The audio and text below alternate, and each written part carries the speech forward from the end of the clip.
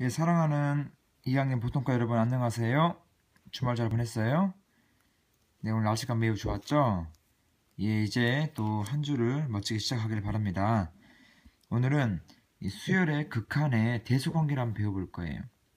이 말을 먼저 이해해보죠. 수열이 있는데 극한이 있다는 거예요. 대수관계라는 것은 두 개 이상의 수가 있겠죠. 두 개가 있는데 크고 작은 것을 한번 알아보자 그 뜻이에요. 페이지 20페이지 나갑니다. 어제 우린 수열의 극한의 기본 정리 5가지를 배웠습니다. 복습 꼭 하시고요. 대수관계는 이 두 가지 정리가 있네요. 보죠. 두 수열은 수렴해야 됩니다. 극한값은 알파와 베타입니다. 예, 그러면 이때 두 자연수 n에 대한 이 내용을 한번 보도록 하겠습니다. 예, 1번에 대한 설명입니다. 1번은 어떤 설명이냐면 네, 이 1번 같은 경우는 n이 1일 때도 2일 때도 3일 때도 즉 이게 뭐냐면 A1과 B1을 비교했을 때도 B1이 더 크거나 같고 A2와 B2를 비교했을 때도 B1이 B2가 더 크거나 같고 A3도 마찬가지로 B3가 더 크거나 같고 이 모든 자연수가 전부 다 이 관계를 만족한다는 거예요. 그러면 보나마나 알파와 베타라는 극한값은 베타가 더 크거나 같다 이 이야기입니다. 알겠죠? 네, 이것은 항 번호에 따라서 각각 다 크면 결과적으로 극한값도 크다라는 그런 이야기가 되겠습니다. 네, 두 번째 이야기입니다. 두 번째는 네, 두 번째는 수열 CN이 있어요. 그런데 모든 자연수 n에 대해서 이걸 만족한다고 했어요. 그리고 알파와 베타가 같대요. 알파는 무엇이죠? 네, AN의 극한값. 베타는 무엇이죠? 그렇습니다. BN의 극한값입니다. 다시 말해서 가운데 있는 CN이 더 작은 AN과 더 큰 BN의 극한값이 같아버리므로 결론적으로 뭐라 할 수 있냐면 CN은 수렴 발산의 여부는 수렴한다고 이야기할 수 있고요. 그 다음에 CN의 극한값은 알파라고 한대요. 왜 그러냐면 알파 베타가 같다 그랬잖아. 이건 다시 설명해 볼게요. B라는 친구가 있었어요.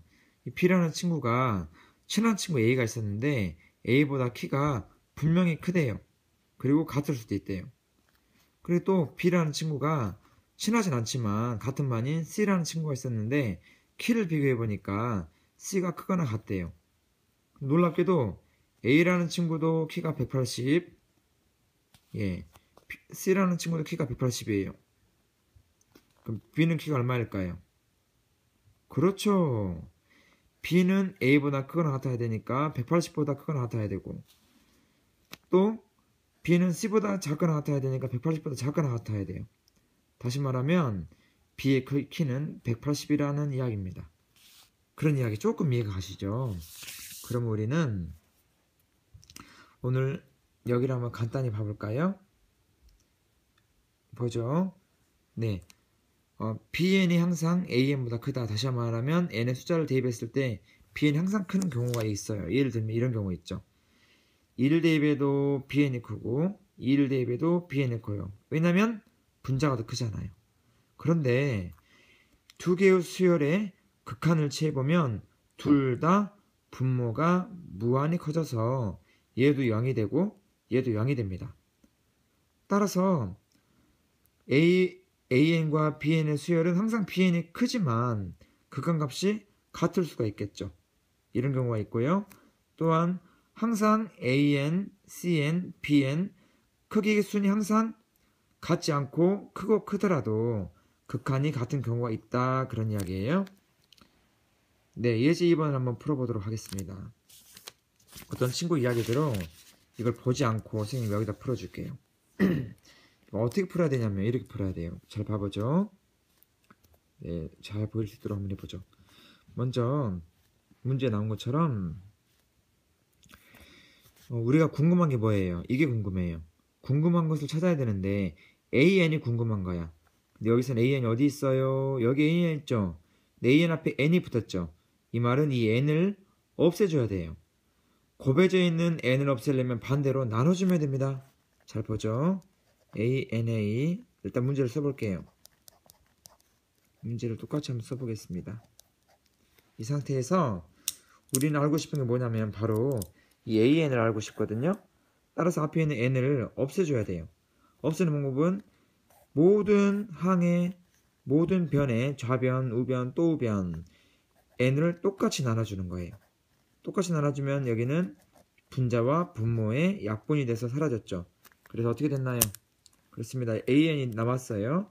그리고 오른쪽 왼쪽을 보면 왼쪽은 봐보죠. n분의 2n-1 또 우변은 n분의 2n 플러스 4죠.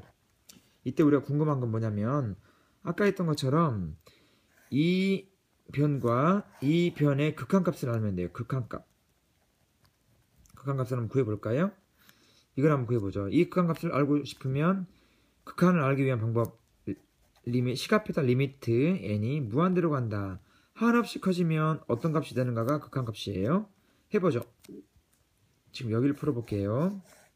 등호 리미트 n이 무한대로 가는데 이걸 풀기 위해서는 우리가 어제 배운 것처럼 최고차항으로 나눠주는 거야. 최고차항이 말이 어려워요?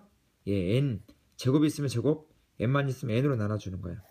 그러면 분모 분자를 동시에 어떻게 해주냐면요. 이렇게 나누기 n 여기도 나누기 n 이렇게 나눠주는 거야.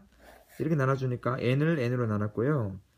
여기도 2n-1을 n으로 나눠주는 겁니다. 예. 따라서 가보죠. n과 n이 약분돼서 1이 됐고요. 여기는 분자가 두 개니까 이렇게 n으로 나눠주고 n을 나눠주는 거예요. 쉽게 설명해 줄게요. 분모는 1이 됐고요. n분의 2n 빼기 n분의 1이에요.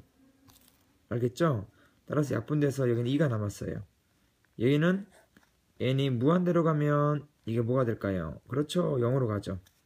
따라서 다음과 같습니다. 리미트 n이 무한대로 갈 때 1분의 2 빼기 n분의 1이니까 정답은 이건 바로 이게 0으로 가서 2가 되는 거예요. 1분의 2. 다시 봅시다. 좀 키워보죠. 네.